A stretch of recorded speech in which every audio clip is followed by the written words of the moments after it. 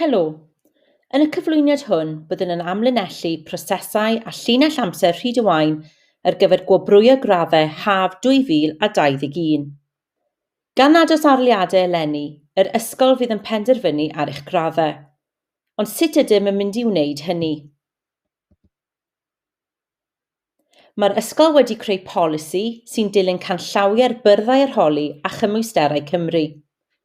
Mae'r polisi yn amlinellu sut y byddwch yn cael eich asesu, sut fyddwn yn gwirio'r asesu, a sut y byddwn yn sicrhau bod pob dysgwr yn cael ei drin yn deg o fewn yr ysgol.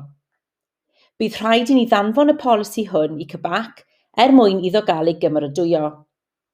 Mae'r cyflwyniad hwn yn rhoi rhai manylion y polisi ynghyd â rhai dyddiadau pwysig i'r dyddiadur. Dyma'r llinell amser gyda cerrig milltir pwysig rhwng nawr a diwedd tymor. Rhwng Chwefror a Mawrth, bydd adrannau yn mapio'r cyfleoedd asesu sydd wedi digwydd yn barod yn ystod y cwrs a'r cyfleoedd ychwanegol sydd ar gael cyn yr haf. Bydd y cyfleoedd hyn yn gyfle i chi ddangos eich sgiliau a'ch dealltwriaeth. Gall y cyfleoedd hyn gynnwys gwaith blaenorol, gwaith ymarferol, gwaith dosbarth a chartref, gwaith llafar, gwaith dros y cyfnod clo, profion, asesiadau annibynnol ac asesiadau dan rheolaeth yr athro. Bydd eich athrawon yn rhannu'r wybodaeth hon gyda chi cyn y Pasg. Os fydd darnau y waith sydd wedi eu cwblhau y tu allan i'r ystafell dosbarth yn cael eu hystyried, yna fydd angen eich athrawon bod yn siŵr taw chi sydd wedi cwblhau'r gwaith. Byddwch yn barod i drafod y gwaith yma gyda'ch athrawon ac mewn ambell achos bydd rhaid i chi lofnodi i gadarnhau taw chi sydd wedi cwblhau'r dasg. Fel rhan o'ch tystiolaeth, byddwn yn ystyried tasgiau sydd wedi eu hasesu gan athrawon Rhydywaun yn unig. Rhwng Mawrth a Mai, byddwch yn mynd ati i gwblhau tasgiau i ddangos eich sgiliau a'ch dealltwriaeth a bydd hyn yn ychwanegu at eich tystiolaeth bynciol. Ni fydd hyn yn meddwl profion pob gwers. Efallai y byddwch yn cael rhai asesiadau dan rheolaeth athrawon, ond bydd eich athrawon yn rhoi digon o rhybudd i chi a manylion ar beth fydd angen adolygu. Bydd eich athrawon wedyn yn asesu'r gwaith gan ddefnyddio'r canllawiau gan y byrddau arholi a barn broffesiynol.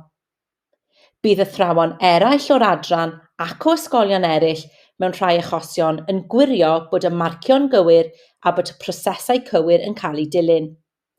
Bydd aelodau'r uwchdim arwain hefyd yn gwirio'r prosesau adrannau. Os nad ych yn gweithio fel y disgwyl yn ystod y cyfnod hwn, bydd eich athrawon mewn cysylltiad gyda'ch rhieni. Ar ôl Ebrill 30, byddwch yn derbyn adroddiad cynnydd, bydd yn nodi os ydych ar drac neu beidio i gyrraedd eich gradd darogan. Bydd cyfle gyda'ch rhieni i drafod eich cynnydd yn ystod y cyfnod hwn mewn noson rhieni rhithiol arall, sef cyfarfod cynnydd. Mae'r dyddiadur cyfarfodydd hyn i'w cadarnhau. Bydd y cyfarfod cynnydd hwn yn cymryd lle adroddiad ysgrifenedig llawn ddiwedd blwyddyn. Rhwng y 7fed a'r 14 o Fehefin, bydd eich athrawon yn ystyried eich holl tystiolaeth ac yn penderfynu ar eich graddau dros dro. Bydd athrawon arall o'r adran ac o ysgolion eraill mewn rhai achosion yn gwirio bod prosesau cywir yn cael eu dilyn o fewn yr ysgol. Bydd aelodau'r uwchdim arwain hefyd yn gwirio prosesau'r adrannau. Yn ystod yr wythnos sy'n dechrau y 14 o Fehefin, byddwch yn derbyn adroddiad cynnydd a bydd hwn yn cynnwys y radd wedi ei pennu gan y ganolfan dros dro. Ar ôl derbyn eich graddau dros dro, bydd ffenestr yn agor os ydych chi am gwneud cais i adolygu eich graddau. Bydd angen i chi lenwi ffurflen sy'n cynnwys tystiolaeth yn cefnogi'r sail bod y radd yn afresymol neu eich bod o'r farn nad ydyn wedi dilyn broses dilys. Noder gall graddau godi neu ostwng fel rhan o'r adolygiad hwn. Byddwn yn rhoi gwybod i chi ganlyniadau unrhyw adolygiad erbyn yr ail o Orffennaf ac yna fydd yr ysgol yn danfon holl ganlyniadau i'r byrddau arholi i'w prosesu. Yna, yn mis Awst, bydd y byrddau'r holi yn cyhoeddi'r graddau terfynol.